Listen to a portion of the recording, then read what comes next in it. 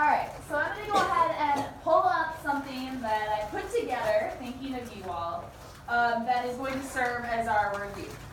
I'm not going to tell you that you have to take notes on this, but if you aren't planning on doing any studying outside of class today, then I would take some notes on this. Basically, I put the final exam on a desk in front of me, and then I created this lovely presentation. And each of the slides is going to walk through one of the major topics on your final, okay?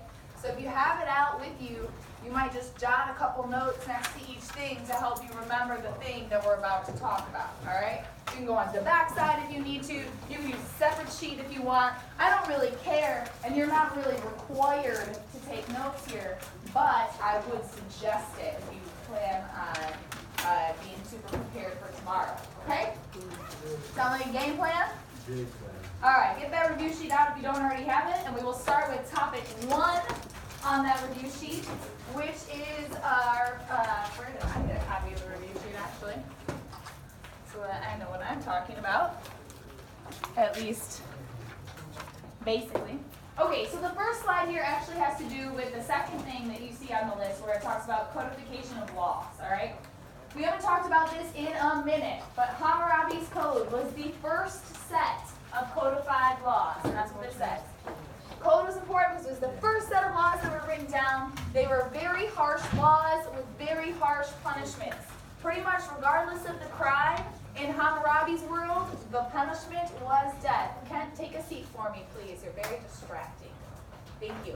And I tried to put a very awesome historical meme on all the slides too, just to keep you guys awake, okay? So remember, Hammurabi's Code, super harsh punishments, typically death penalty, even if it's a petty crime, okay? All right, so this backtracks a little bit, looking at the first thing on your list about ancient Egyptians, all right? Remember, ancient Egyptians are the people who built the pyramids, and they built the pyramids in order to serve as tombs for their pharaohs or their kings, right?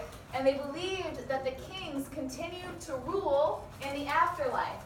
So they would mummify them, and they would pack them in these pyramids with all of the things that they thought they might want to utilize in the afterlife. Pots and pans and trinkets and whatever. All right? Keeping it moving. You're going to have a question on Justinian's Code.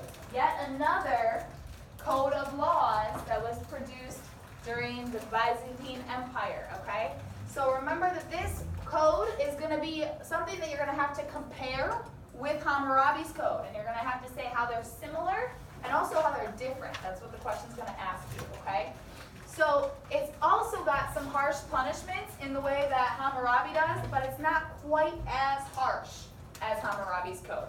Justinian's a little bit more fair, but still not what we would consider fair under our current legal statutes, okay? So an example, it says if you're caught stealing under Justinian's Code, your punishment would be 3 times the value of the property you stole. So it doesn't necessarily match up exactly, but at least it's not the death penalty, eh? Okay, the next thing on your list is a little bit about ancient Greece, okay? Remember that the ancient Greeks loved democracy, and they loved everybody in the entire polis, the entire city-state, to participate in the democratic process. Every single person needs to vote on every single little issue. That's the idea of direct democracy, okay? The guy that you see on your list next to number 3, Pericles, when you see that name, your mind needs to automatically go, oh, direct democracy. Pericles loves democracy. Pericles, democracy, okay?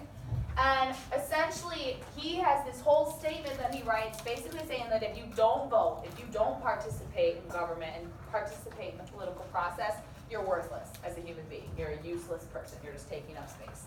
Yeah? Is this PowerPoint on your website? It's not. It's not. All right, here's the next one. The Romans, all right? So we talked a lot about ancient Rome, but we haven't in forever. So it says that the Romans also have a code of laws known as the 12 Tables, all right? The 12 Tables were 12 basic overview of different guidelines for different types of behavior. And you're going to have an excerpt from the 12 tables to analyze. But if you don't remember that the 12 tables are a code of laws that came from ancient Rome, it's going to make it hard for you to answer your question, even if the excerpt is there for you, okay? So in a